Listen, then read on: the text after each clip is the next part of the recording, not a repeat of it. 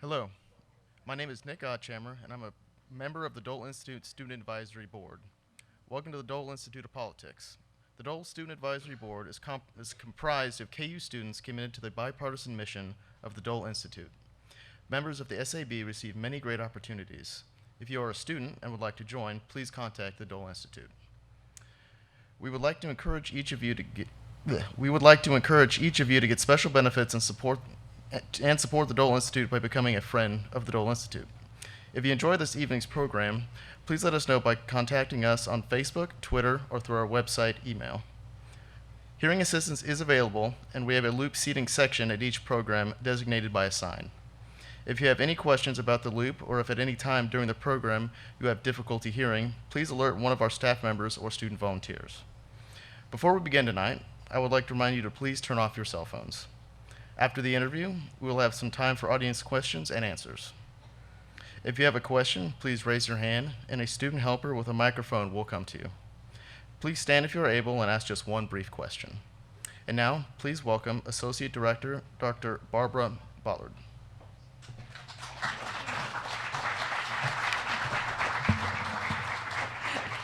Good evening, and thank you, Nick. It is indeed a good evening, and I think when you leave, it will be a better evening. I will say good evening to you again, and welcome to the Dole Institute of Politics for part 4 of this year's presidential lecture series, 1 to 44, the best and the worst of American presidents. This event is the 4th in a 4-part series. We hope you will enjoy the final installment tonight. Tonight's interview will be conducted by the Dole Institute Director, Bill Lacey. Tonight's guest has a long-standing relationship to the Dole Institute. In addition to serving as the Institute's first permanent director, he has delivered many outstanding lectures on presidential history and politics. He has served as director for a host of renowned institutions, including the presidential libraries of Herbert Hoover, Dwight D. Eisenhower, Ronald Reagan, Gerald R. Ford, and Abraham Lincoln. He is a frequent contributor to outlets such as Time, the New York Times, C-SPAN, and the PBS NewsHour. He has also served as a member of the academic advisory team for the C-SPAN Presidential Historian Survey, which has served as a backdrop for this series. Ladies and gentlemen, once again, welcome one of the nation's foremost presidential scholars, Richard Norton Smith.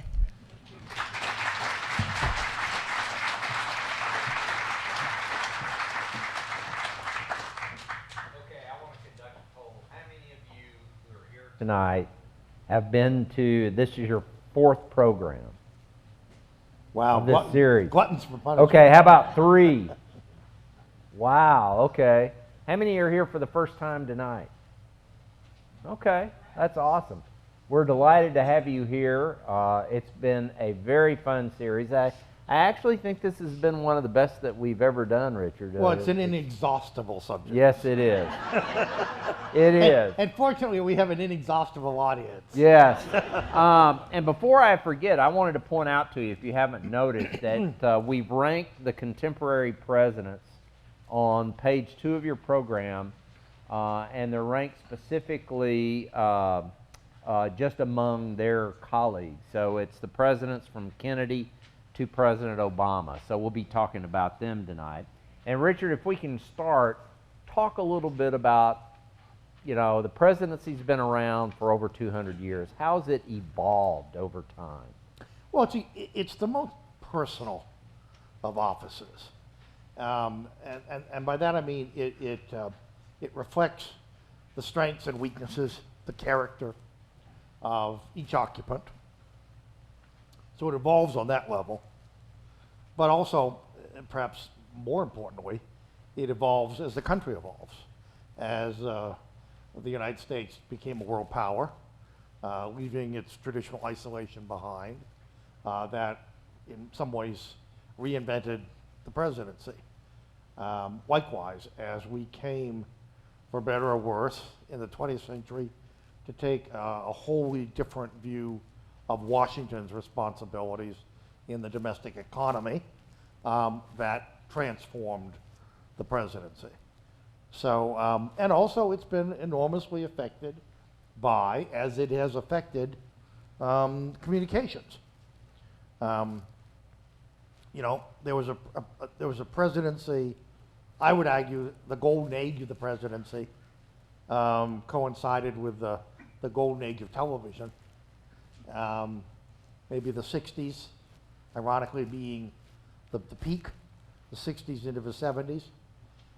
And then that has in some ways been frittered away as our means of getting information has itself been transformed. So it's an office that influences change and is enormously influenced by change. Okay. What common set of challenges do contemporary presidents face? You know, there are the old standbys. I mean, obviously, presidents are judged on professionally by how they handle America's relations with the world, how they handle domestic policy, how they handle the economy, how they deal with Congress, how they relate to the American people.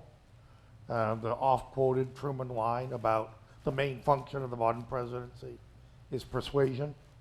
Are they persuasive?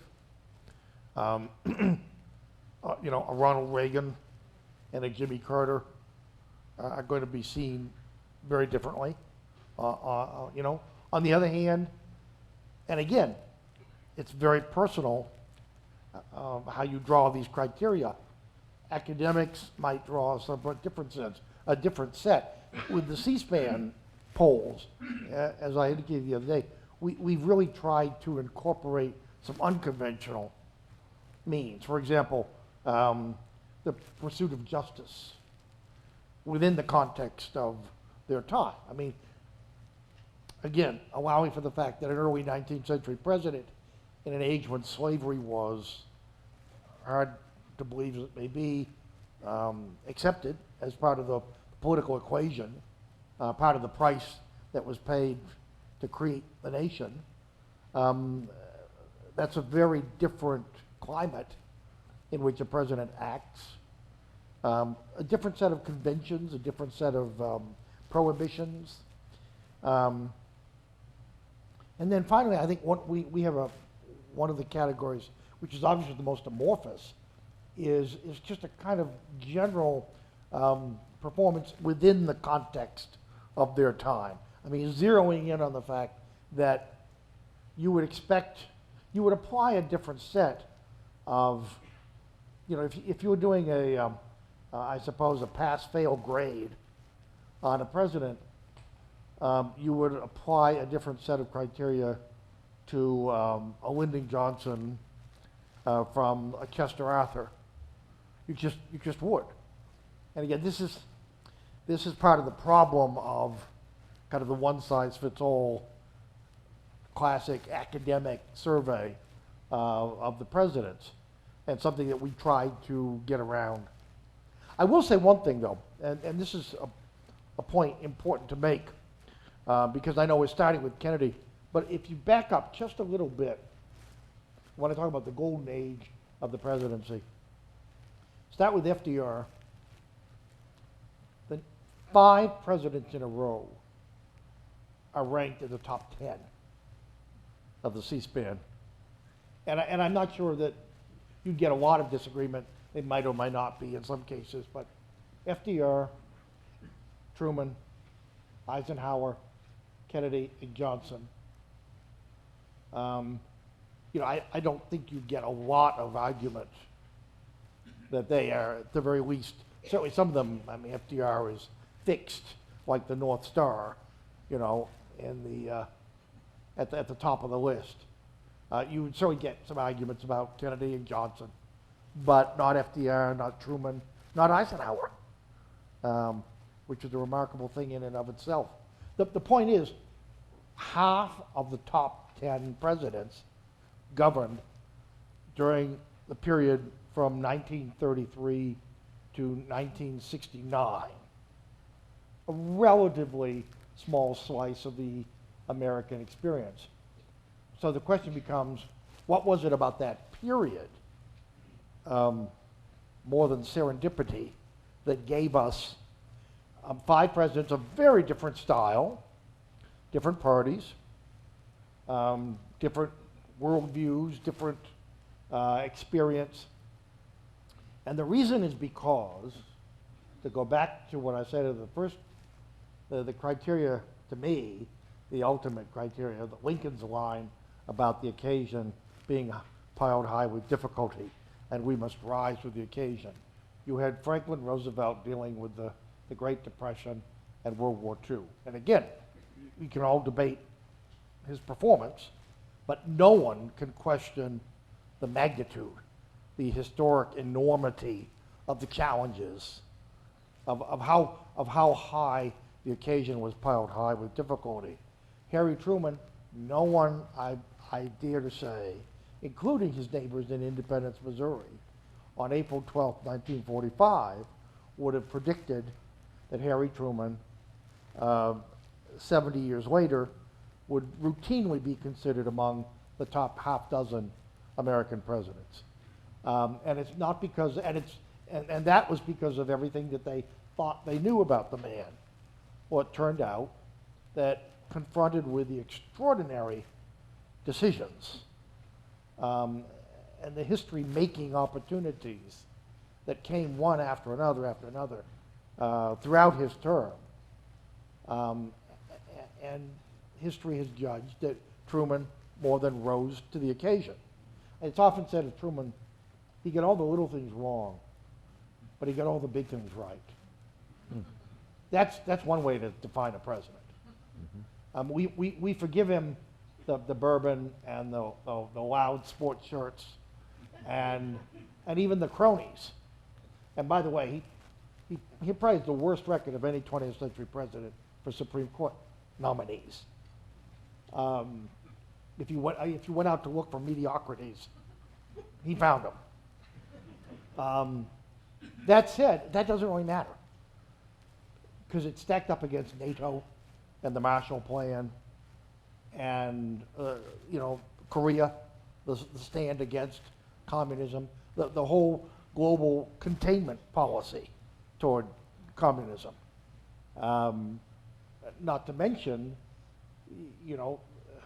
the decision to drop the bomb, controversial as it is.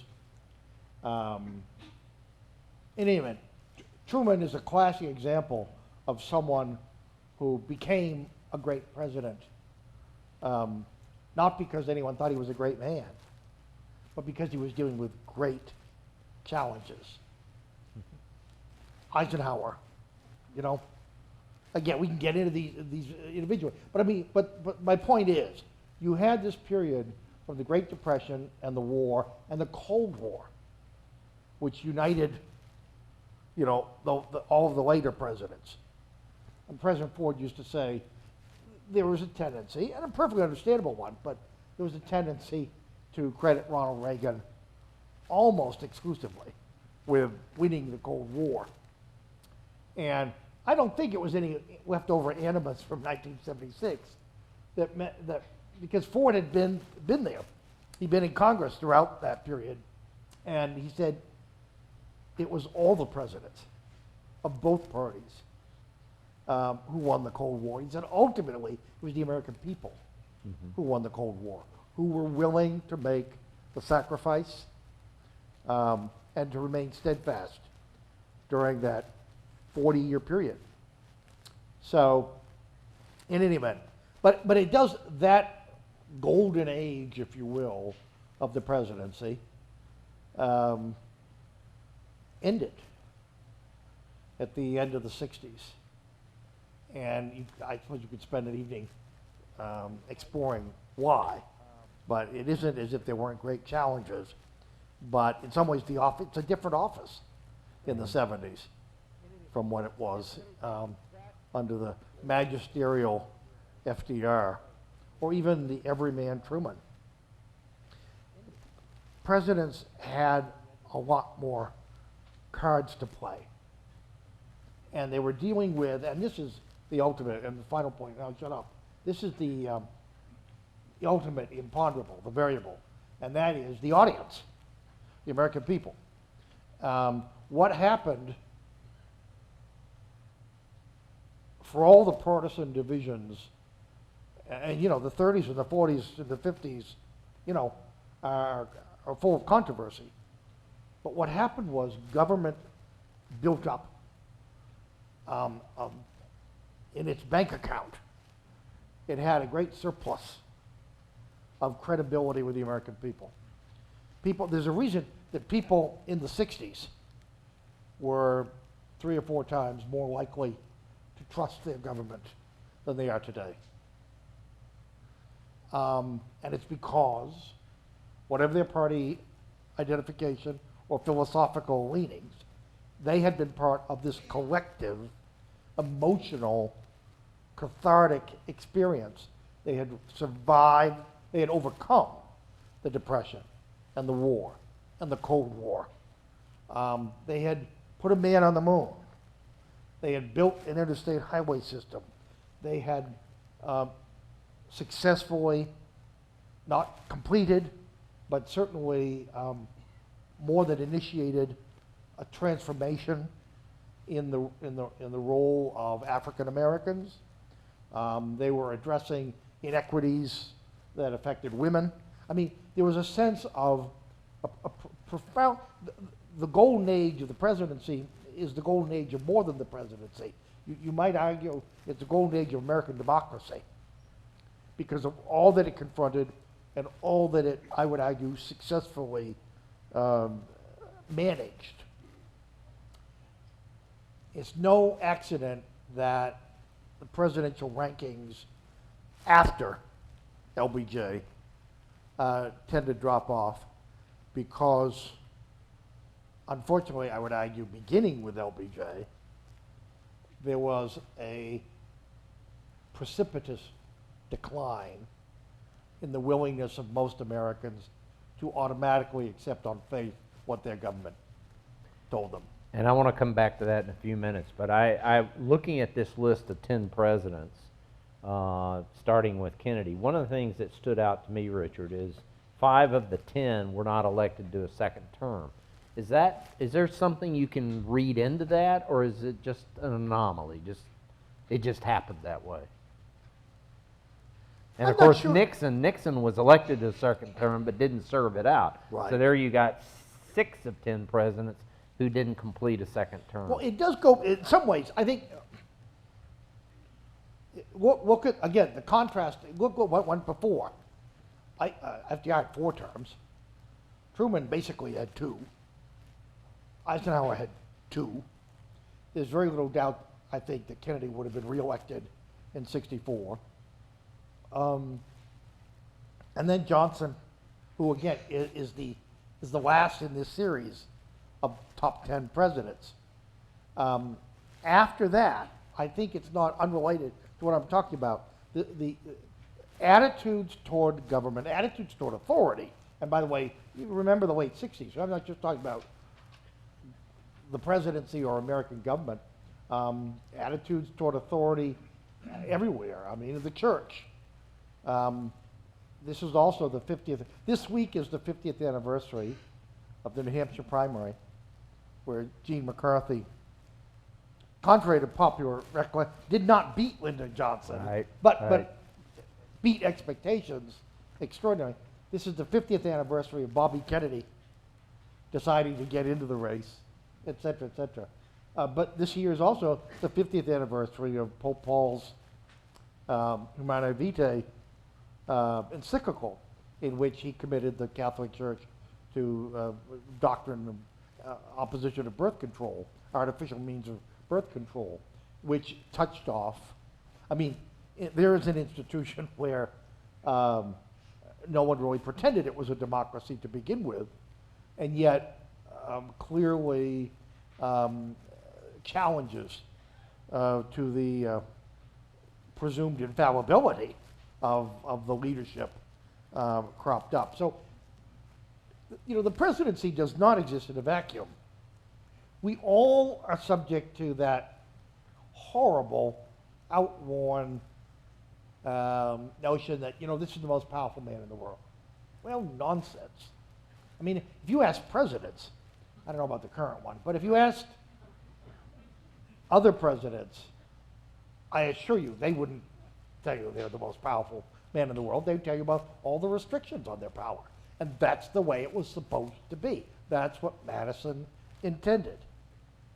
And one way of judging presidents is how they deal with those restrictions. Some constitutional, others political. When Bill Clinton said the era of big government is over, I'm not sure in his heart of hearts Bill Clinton believed it or certainly wanted it. It was an admission, an honest admission, that sooner or later what every president discovers, that the formal constitutional limitations under which he operates are nothing compared to the political consensus in which he finds himself.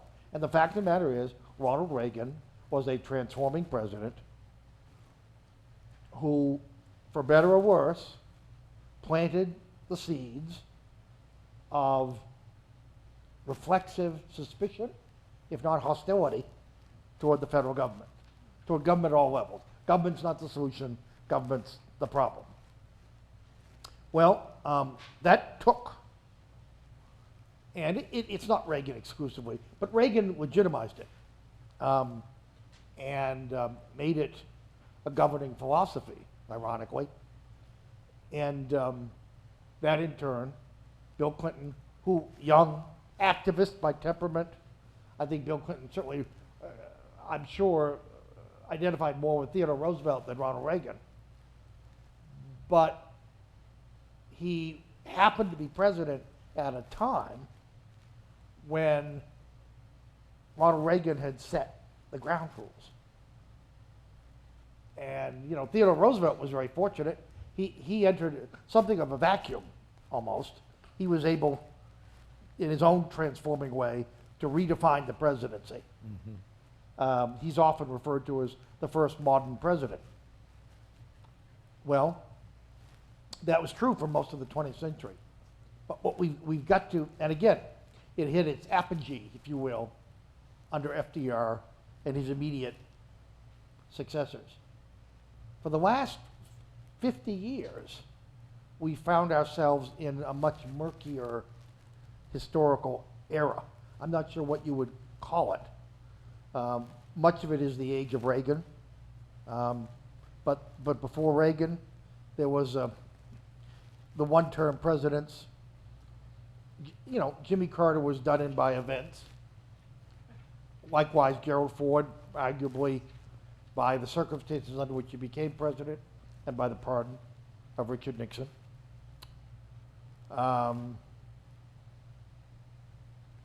George Bush, because he performed his historical mission. I think it's interesting. There's an innate, the American people as a body, I mean, it's are pretty remarkable. I mean, I used to, you know, play a pundit on TV, and how many times do you hear pundits talk about the American people, the American people?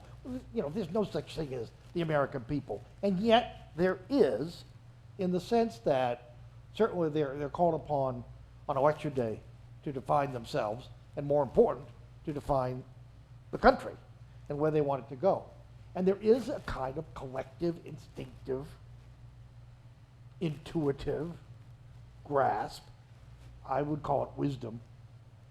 The American people looked at George H.W. Bush, and even more in retrospect, they look upon him as a man ideally suited for a certain set of challenges.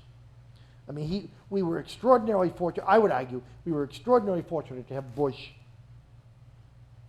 in the White House at the end of the Cold War, navigating with his diplomatic finesse and individual decency through the minefield that was the end of the Cold War.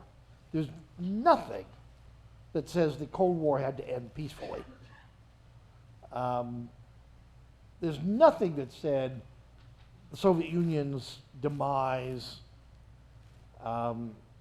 would be peaceful. And the fact of the matter is, precisely because Bush was, I mean, of all our modern presidents, I would argue, along with Ford, Bush was the most self-effacing.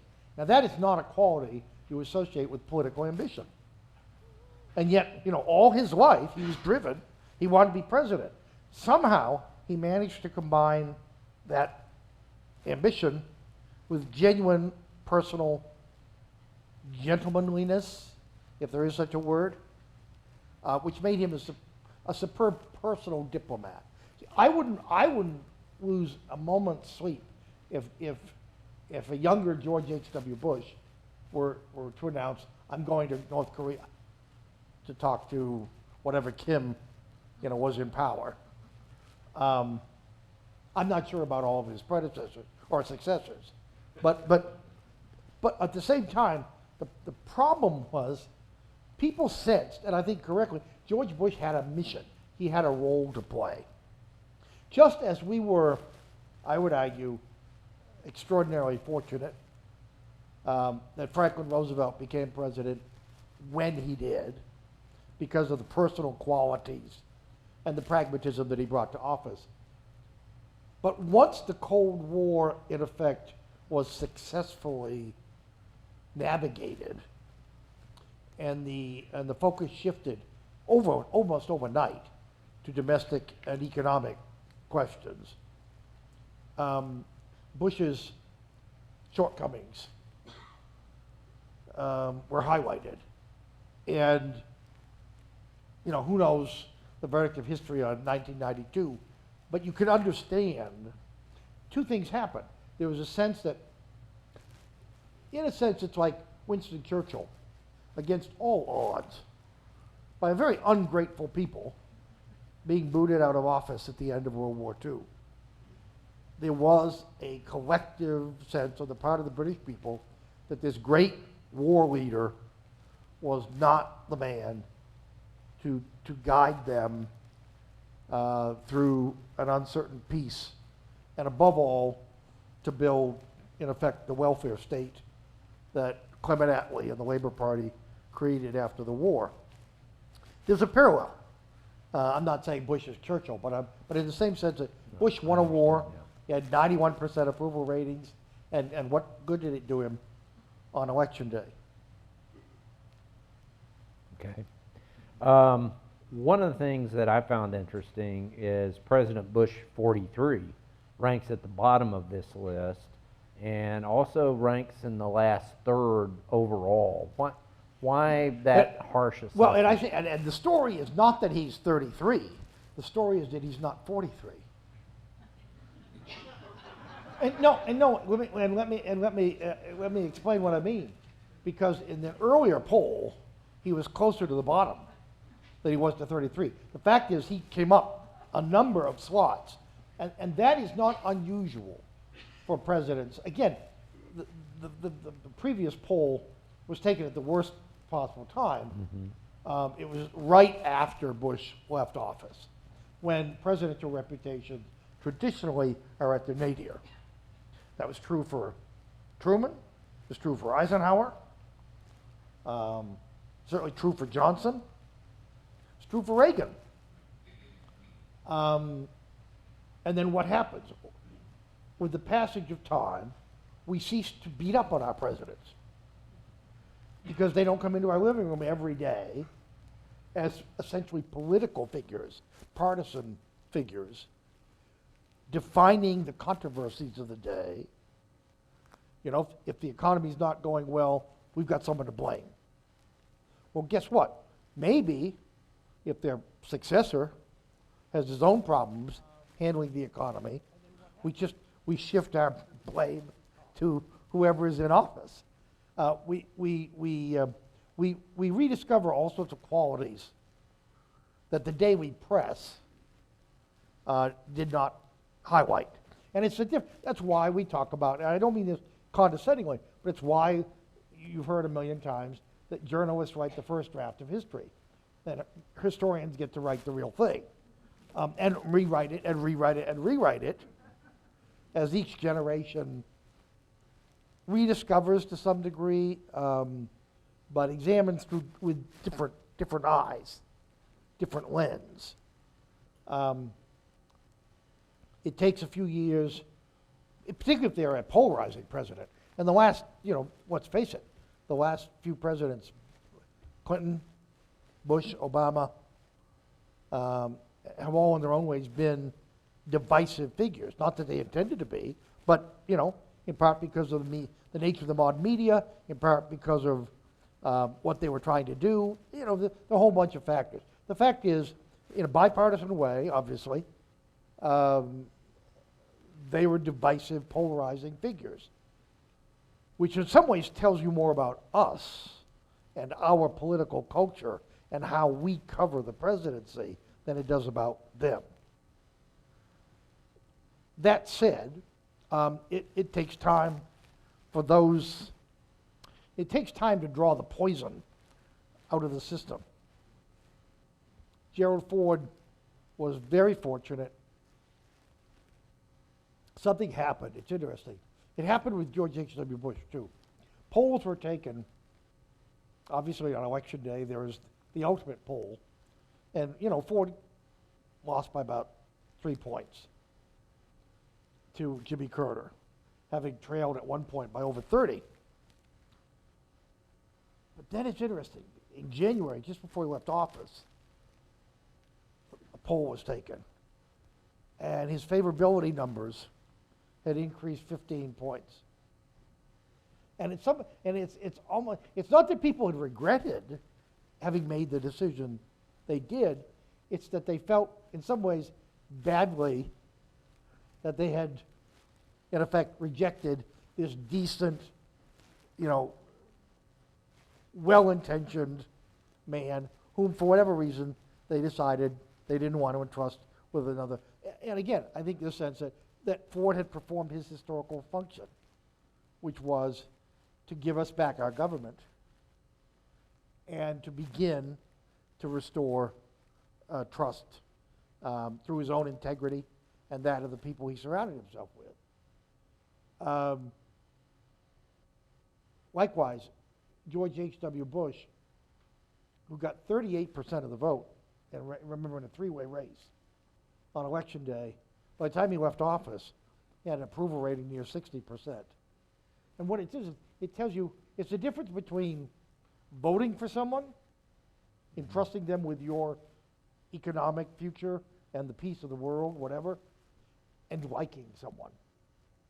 And the fact is, people liked and they admired President Bush. And that was the tribute that, that the electorate pays to someone that they've tossed out on election day. Churchill is obviously the great example.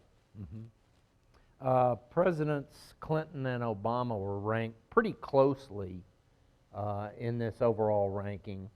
You know what's fascinating about that? And again, this goes back to the notion of how dynamic this process is and of how dangerous it is to try to apply labels or rankings to relatively recent presidents. Bill Clinton, I have a hunch, is going to bounce around like corn in a popper in terms of, traditionally, the first time out when you rank a president, people play it safe. So he ranks in the middle of the pack. It's the second and third rankings that really matter. And Clinton began to move up. I think he jumped 6 places or something second time around, which was pretty significant, up into the 16, 17, something like that. I think he was 15 in this ranking. My hunch is if you took the same poll today, same facts, you'd probably be a little bit lower. And it's because of, it has, again, it's the external factors, has nothing to do with his performance as president. But in the climate generated by, for example, the Me Too movement, the fact of the matter is, things that we all knew, or that basically people accepted as being factually true about Bill Clinton, that many people were willing to some degree to not sweep under the rug, but to, in effect, turn a blind eye to say, well, if that's the price we have to pay for an otherwise successful president, and obviously there are also partisan considerations involved. But my point is, it has nothing to do with the fact of the Clinton presidency per se, and it has everything to do with how a later generation defines presidential behavior. And 20 years from now, maybe 10 years from now, it might be a different story. I do think that Clinton, over time, is seen as a more consequential president than he was. Remember, the rap on Bill Clinton was he was unwilling to use his enormous political capital to do difficult things. Whatever you say about Richard Nixon, I mean, Nixon was a great student of history. Nixon understood, and a great student of TR and Woodrow Wilson, whose portrait he hung in the cabinet room, surprised people. But he had and his great hero was Charles de Gaulle. So when you know that, you begin to understand Nixon was a gambler. Nixon was a risk taker, in a historical sense. And the rap on Bill Clinton was he was too cautious. He preferred to read his poll ratings. Now, we now know, because time has passed and the information has become available, we now know, following his reelection by a very healthy margin in 1996, Clinton, who has his own sense of history, who's no mean student of history, understood that if he wanted to be ranked with the Theodore Roosevelts, as opposed to the Grover Clevelands, he would have to expend some of that political capital. In particular, just as it took Nixon to go to China, it would take a Democrat to address entitlement issues, to take a long-term, politically costly, perhaps in a sense, at least in the short term, as costly as Lyndon Johnson's embrace of civil rights was for the National Democratic Party, particularly in the South in the 60s. That's how you get into the top 10. Now, we don't, on the other hand, we don't want presidents taking foolish risks, but one test of presidential character is the willingness to put your own short-term political advantage on the back burner and undertake difficult, large, spirited, Jefferson buying Louisiana, Truman dropping the bomb, Nixon going to China. And that was the historical opportunity that Clinton was afforded. And why didn't it happen? It didn't happen because of a blue dress and the intern who wore it. And because what happened is, once Clinton's survival really was at stake, he had to fall back on the most reliable supporters in the Democratic Party. And those, not surprisingly, for example, the Congressional Black Caucus and others on the left, who had often felt double-crossed. Remember Bill Clinton and triangulation? The idea of sort of preempting the middle of the road and co-opting just enough of the Republican program. I mean, it's very politically shrewd. and it produced a number of significant successes, including a balanced budget. Remember what that was? Tom Dewey once at the Gridiron Dinner was talking about, I think he was paying tribute to Ike for a surplus, and then he said, for the benefit of any Democrats present, a surplus is, he proceeded to explain it was an excess of income over expenditures. Snide remark, but you know, after 1948, he was entitled to a snide remark or two. So anyway, so there is something totally unpredictable, totally out of left field, deprived us as a nation of what might have been far-sighted statesmanship. And it deprived Bill Clinton, arguably, of a place maybe in the top 10. Very interesting. Now let me ask you this, and we've talked about during this series, it's been a fascinating series because you've said so much. And That's my curse. yes. Yeah. I mean meaningful stuff, though. I mean, you've talked about the importance of crisis, giving a president a chance, to do well, and you've talked about Ronald Reagan, I think, all 4 nights as a transformational president. So my question to you is, Reagan is ranked second among these contemporary presidents to JFK. And yet he's a transformational president. Well, is it because of the crisis that Kennedy had to deal with? Different set of criteria. I think probably of all of these top 10, my hunch is you could probably get the hottest argument about JFK, whether he belonged to the top 10. Because remember, obviously he was deified after the assassination, and then invariably, the pendulum swung back to the other extreme as we learned some things we didn't know. But more to the point, this popular scholarly notion took root that, well, after all, what did he accomplish? Style over substance. And actually, I think pendulum is swinging back towards some kind of equilibrium. I would argue that it was, first of all, don't dismiss style, because the fact of the matter is, for better or worse, he was our first celebrity in chief. Understanding the power of television. He's really the first television president.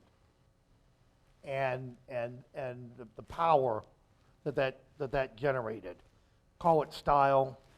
In some ways, style becomes substance in the modern communications era. So Kennedy redefined the classic Oval Office address. I mean, there are people here who I'm sure still remember, whether it was Birmingham or the Cuban Missile Crisis. I mean, hearing the president, the modern equivalent of FDR's fireside chat. I remember as a kid, literally, a child of annoying precocity who was listening to the Kennedy address the night that he told the country about Soviet missiles in Cuba. And, we were of the generation that ducked and covered, as if that was going to protect us from thermonuclear fallout. It's funny now.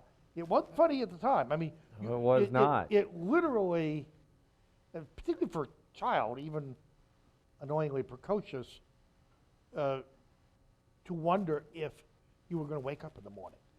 And there were millions of Americans who took that unspoken fear with them to bed every night for 10 nights in October 1962.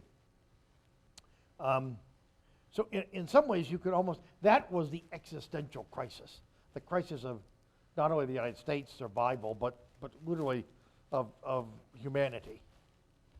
It's almost as if history sped up in the Kennedy years. He was only president, sure, he was only president 1,000 days, but stop and think of what happened. Think of the the profound changes from November 1960, when he was elected as this fairly conventional, sort of slightly left of center, consensus Democrat, who had not shown particular courage on McCarthy or civil rights, who was a very conventional cold warrior.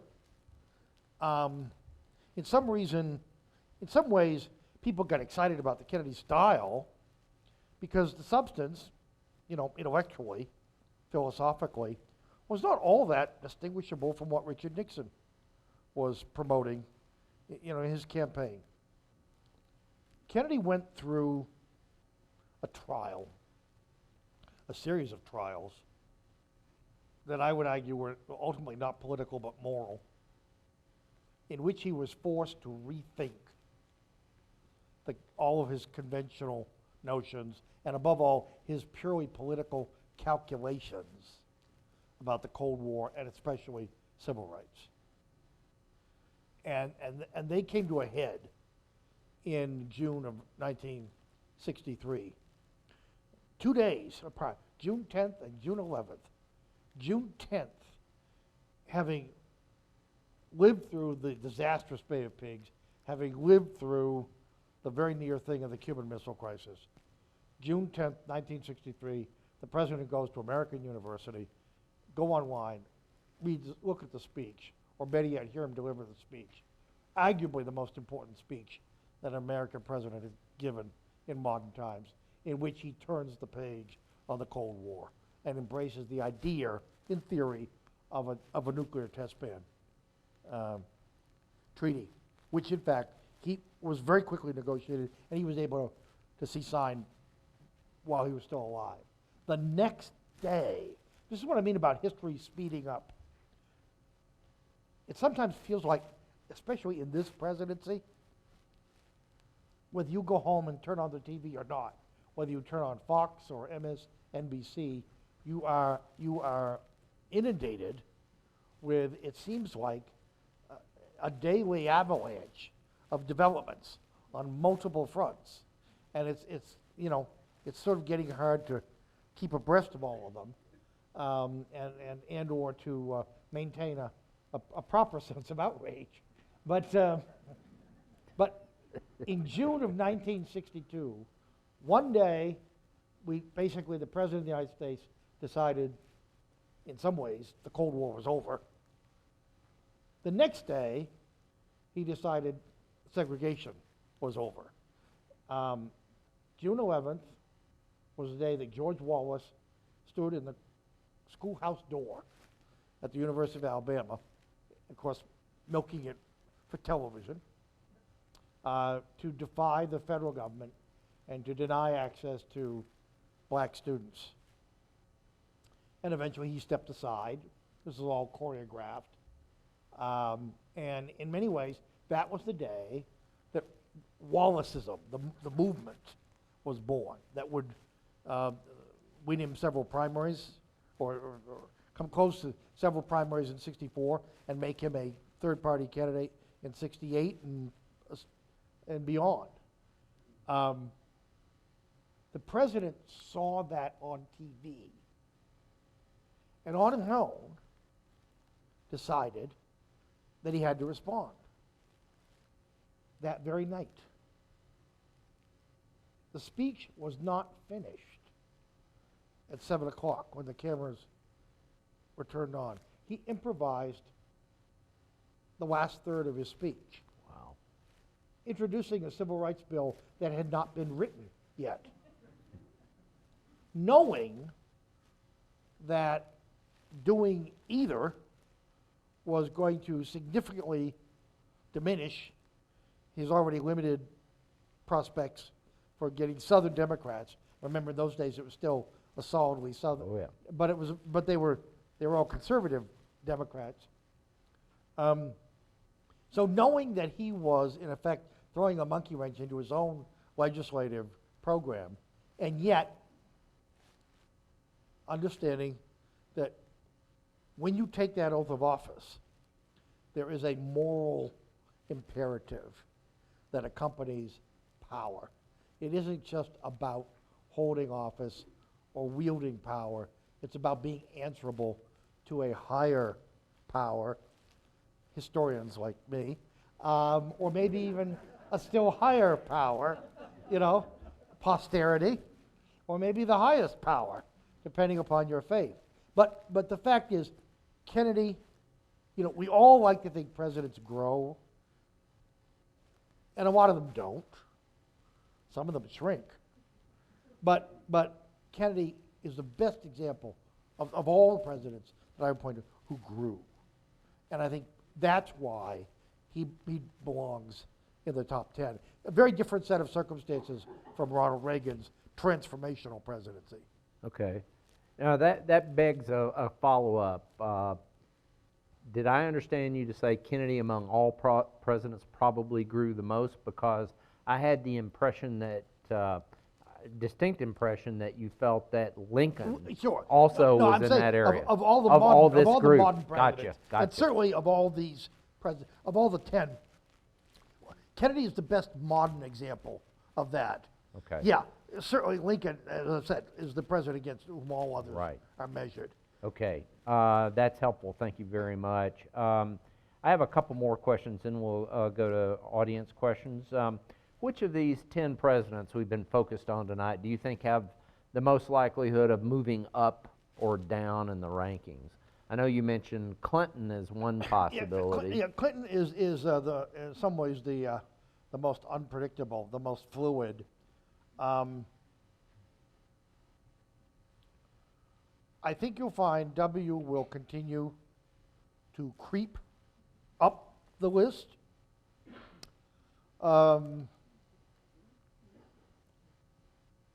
It's hard to see significant movement for Nixon, Carter, or Ford. I think H.W. Bush might very well be ranked higher than 20th, which is, sort of almost dead center with the passage of time. I think, if anyone's going to drop, I mean, we have Kennedy at 8, and again, depending on who you talk to, it's entirely possible that, they could make the case that Kennedy's outside the top 10. Lyndon Johnson will come and go, depending upon which we put first as his legacy. Is it the war and the lying that accompanied the war? Or is it the heroic, in some ways self-sacrificing leadership surrounding civil rights? That's a seesaw. And the nature of seesaws is they're very rarely level. I think you can make a strong case in the current context, particularly in the current context. As this country, with all due respect, ceases to pay much attention to the neglected, the marginalized, the politically powerless, whatever their race. What Lyndon Johnson did was insist that, again, we had a collective moral responsibility to our brothers, and indeed that they were our brothers. As this culture becomes increasingly atomized, as people retreat to their screens and to the safe, predictable media outlets that reinforce their existing prejudices, Lyndon Johnson will look better and better as someone who, however imperfectly in execution, nevertheless believed and I think lived out this notion that there is a collective identity, a collective sense of responsibility.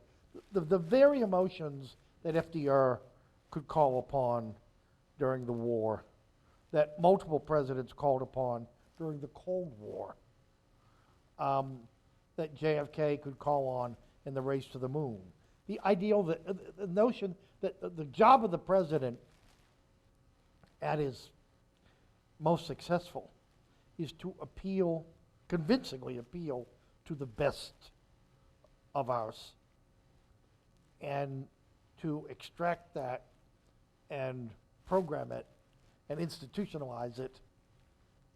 I mean, successful presidents are educators above everything else. Truman called them persuaders. Same thing. Remember, Johnson started out as a teacher.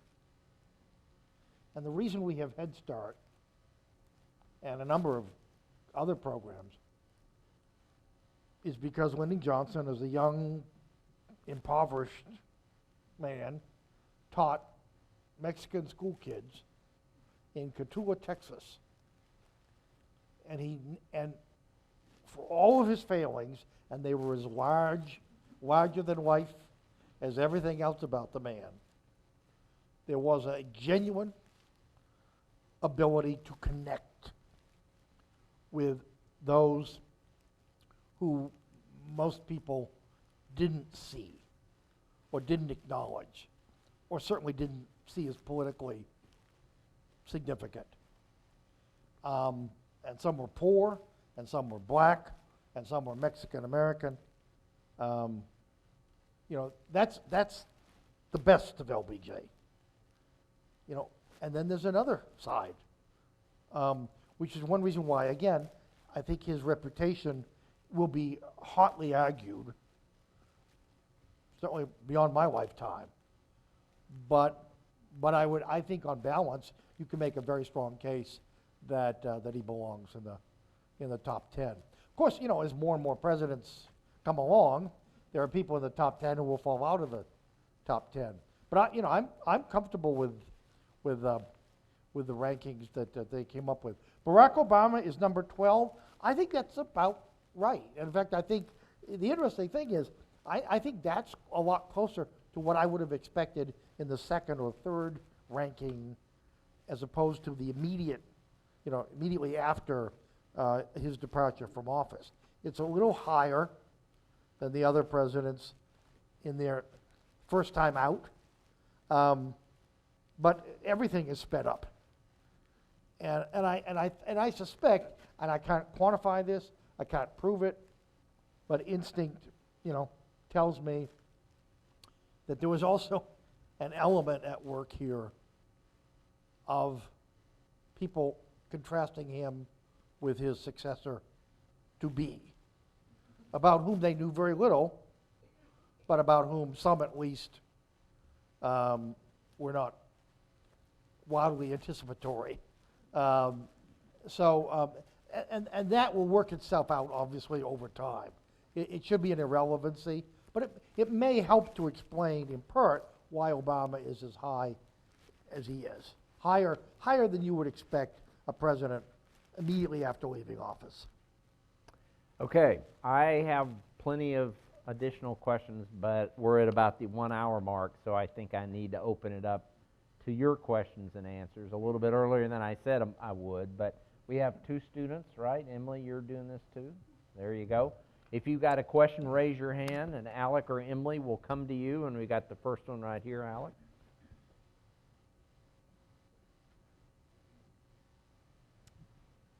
Thank you.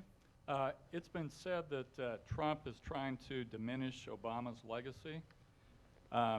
Does a president have enough clout to do that to his predecessor?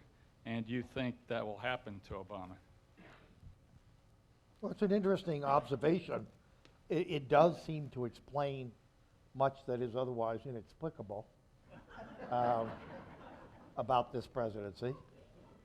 It's the closest thing to a coherent, governing, predictable philosophy. And as such, it is, I think, historically somewhat unique. Thomas Jefferson, succeeding John Adams, ironically, 2 men who had been very close friends, but who by that time were bitter political enemies. And it worked in reverse. Of course, remember, Adams, at the last minute, appointed as many Federalist judges and John Marshall, who was Jefferson's distant cousin and lifelong enemy, to be Chief Justice. So it's almost more common for an outgoing president to try to tie the hands. You know, Herbert Hoover, after the election of 1932, tried repeatedly to meet with Franklin Roosevelt and to get FDR to commit, in effect, to the Hoover program in fighting the Depression. And FDR silkily and very shrewdly, you know, avoided the kiss of death that would have resulted.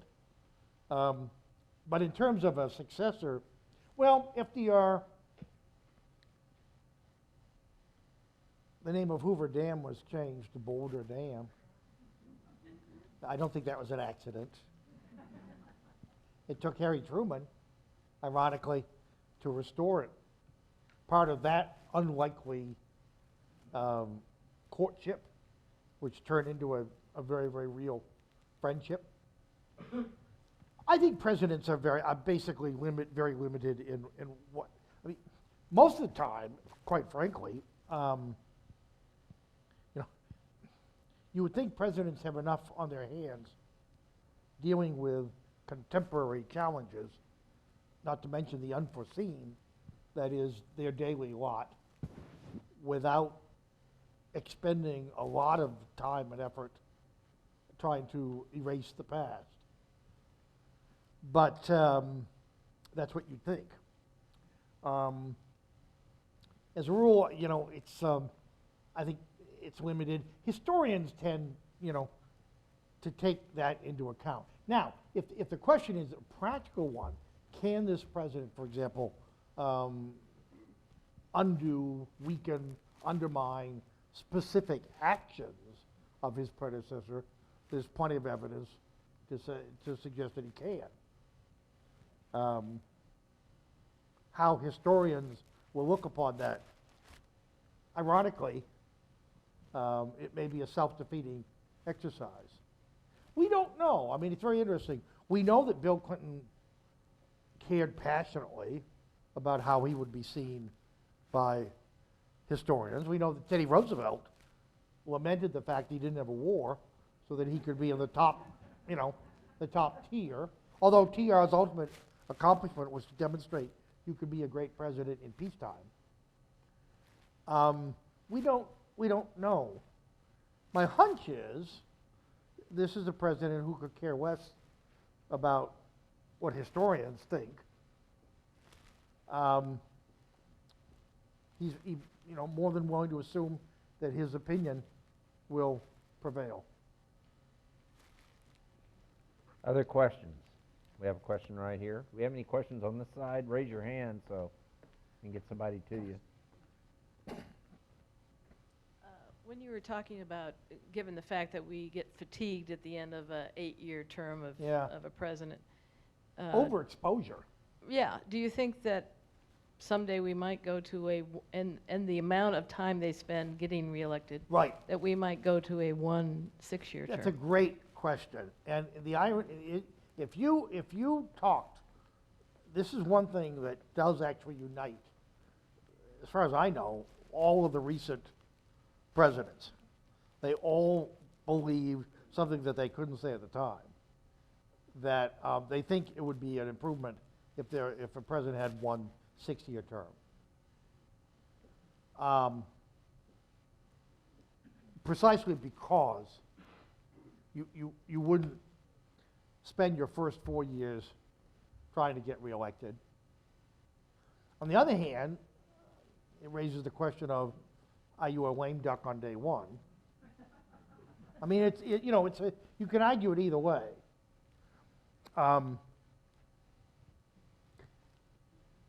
I can think of presidents who, quite frankly, 6 years would seem like an awful long time.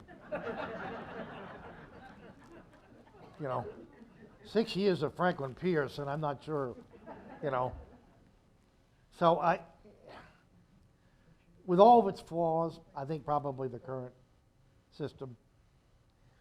Change I would make, I mean, twofold. I would make the term of the House of Representatives 4 years instead of 2, because they spend all their time running for reelection. And you could still have the basic principle, of course, was the founders wanted to keep that, you know, it was the people's house. And arguably the House is, for a number of reasons, or it has been closer to the people. Now, the second change would be, I would take gerrymandering out of the picture. And I know there are cases before the Supreme Court. I mean, the court could, at a stroke, transform American politics if they decided, as a rule, that blatantly partisan gerrymandering was unconstitutional. Failing that, you know, state by state, you know, various states are experimenting with alternatives. Some of them give it to a panel of judges. Some of them give it to a computer.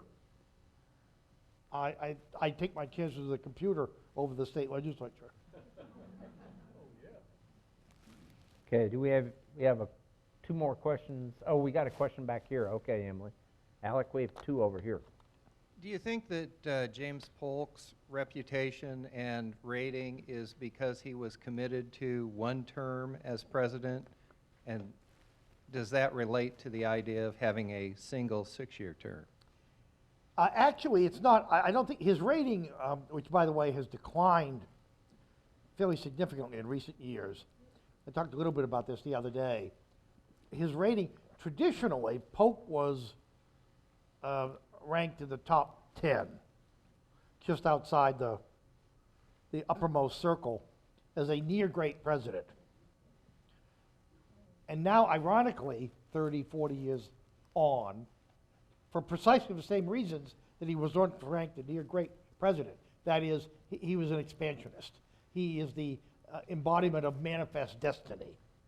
And today we look upon that term in a very different way.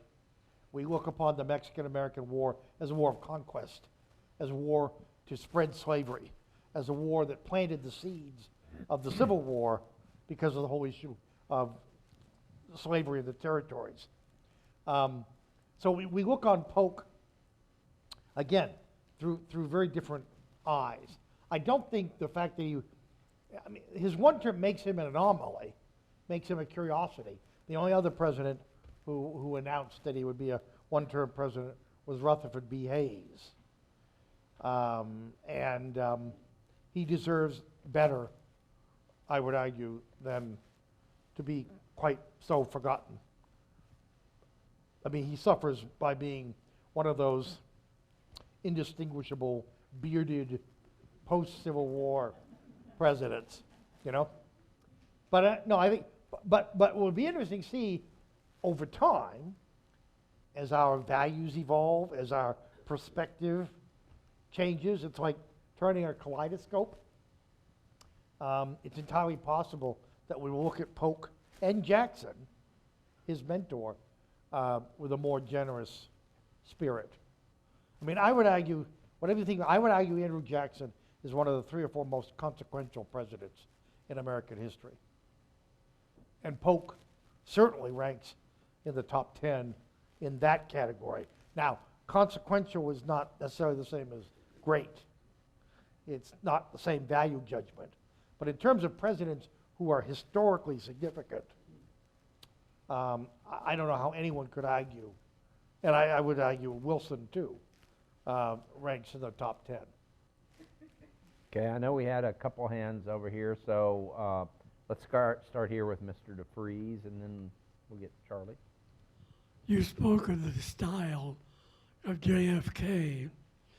Would you talk also about his stylish wife, who influenced his presidency a great deal and gave him a sense of importance because of her aristocratic and her ideals? Yeah, it's an amazing thing. Again, the golden age of television. In 1962, more than half of all households, something like 2/3 of all households with a television were tuned to CBS to see Mrs. Kennedy's tour of the White House, which, among other things, by the way, was a technological tour de force. I mean, it was a live broadcast. There were no taped segments. It was a live broadcast, walking from room to room in the White House. You know, again, it was a different country. We were much more maybe insular, certainly more innocent, and we were bedazzled. But the irony is, Mamie Eisenhower, who sort of gets a bad press, Mamie Eisenhower is as emblematic of her time as Jackie Kennedy is of hers. I mean, one of the interesting things about the modern era is that we often, we tend to see eras as much identified by the First Lady as by the President. And that really began with Eleanor Roosevelt. She was an enormous, on balance, she was an enormous asset to FDR, and she was a truly revolutionary figure. And if, you know, the debate goes on, and there are lots of qualified candidates, but, you know, I would strongly campaign. The first time we put a woman on American currency, I think Eleanor Roosevelt is a very strong contender. Okay, we have a question right here. I know you mentioned one, but of all the presidents, which ones do you feel like had the least amount of concern for their legacy? An interesting question. Yeah. Concern for their legacy. You know, I think in the modern sense, because, you know, who knows, Franklin Pierce was probably too drunk to give it much thought. I wish you'd be more outspoken at these programs, Richard. Look, people in Lawrence especially should look upon Franklin Pierce with a fishy eye. Of the modern presidents, and of whom we have enough knowledge to answer the question, I'd say probably Harry Truman, which is interesting because Truman had a profound sense of history. And he thought a lot about presidents and how they were seen.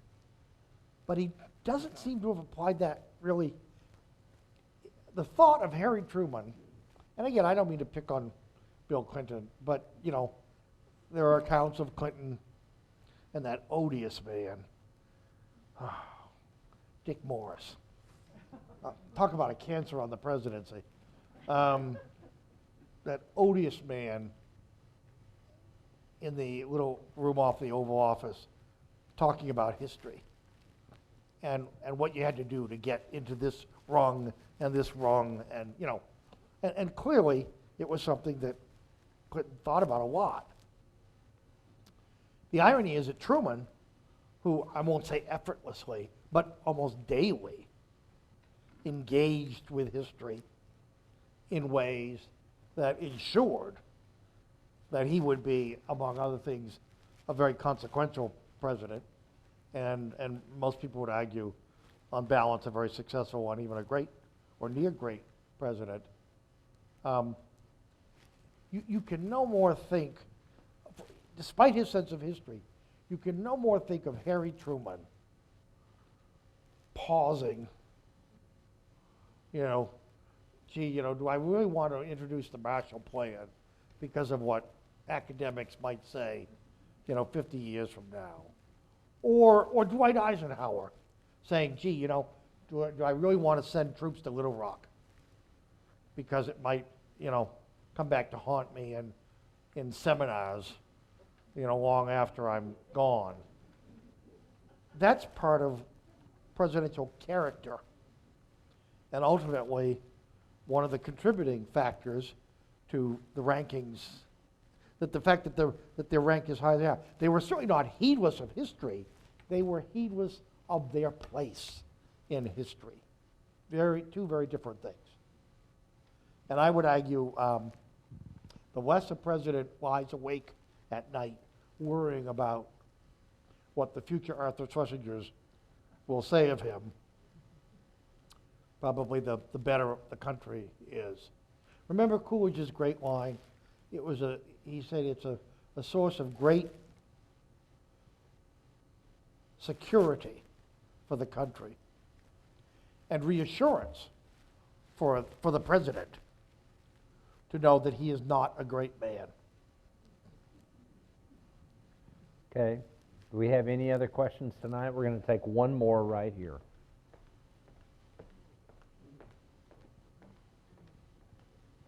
We hear that our current president isn't much of a reader. What presidents are on top of your list of great readers of history or of just wide? Right. No, but now I have a soft spot in my heart for people who read books, since I write books. It's kind of a relationship we have, Truman, of course, was a lifelong student of history, in part, no doubt, to compensate for, his failure to get a college degree. Wilson, about whom I am readily admit to Wilson's weaknesses, but it was a book. You were always asked, when did you do what I do? Was there a book that you read as a kid who set you on this crooked path? And there was. In 1964, when I was 10 years old, I read When the Cheering Stopped, which is an account of the last 10 years of Wilson's. And I'm now literally writing a review of a new Wilson biography for the Wall Street Journal, which is a good deal less gauzy and perhaps more clear-eyed. And I have this dual, there are two, I acknowledge Wilson's imperfections. I understand why Wilson is a polarizing figure, but there's part of me that is still 10 years old, enamored of the Wilson, the tragic figure to whom I was introduced in When the Cheering Stopped. Wilson wrote books and read books, of course. He was the only PhD president, so take that for what you will. John Quincy Adams, of course, was a great scholar, spoke 7 languages, literally could write and did, I guess as a party trick. If you're an Adams, you probably don't go to many parties. But in any event, as the equivalent of a presidential party trick, he could write Greek with one hand and Latin with the other, and understand and be eloquent in both languages. Reading, when a book, who knows, a book may have saved us in the Cuban Missile Crisis. John Kennedy, when everyone wanted to invade Cuba, it was the immediate reaction, particularly from the military, but not exclusively the military, to take out the missiles. And Kennedy asked everyone, have you read Barbara Tuchman's The Guns of August, which is just published in 1962. If you have not read it, I highly recommend it in this anniversary year, the end of World War I. It was a book about how an organized, rational, successful world order slipped into the abyss in a few short weeks in the late summer and fall of 1914, and the miscalculations that statesmen made. And Kennedy read for the best of reasons, to learn from history. It was a cautionary lesson that a lot of people, and Kennedy too, Kennedy's favorite book was a biography of Lord Melbourne, which if you're watching the Victoria series on PBS, you're getting a bastardized version of the real Lord Melbourne. But for some reason, the romantic in Kennedy was attracted to Melbourne. And that's why most of us read, to indulge our enthusiasms, to draw inspiration. But for a president, reading should be, above all, cautionary. It should tell us what not to do. And the fact that Kennedy insisted on practicing some of the restraints that the World War I generation had not may very well have been a significant factor in his ultimate decision to blockade or quarantine Cuba and bring about a peaceful end to the crisis. But there's a great example. I'm not sure, and I don't say this condescendingly or, but I mean, the people who knew them, I mean, I don't know if Lyndon Johnson ever read a book. But in some way, he didn't have to.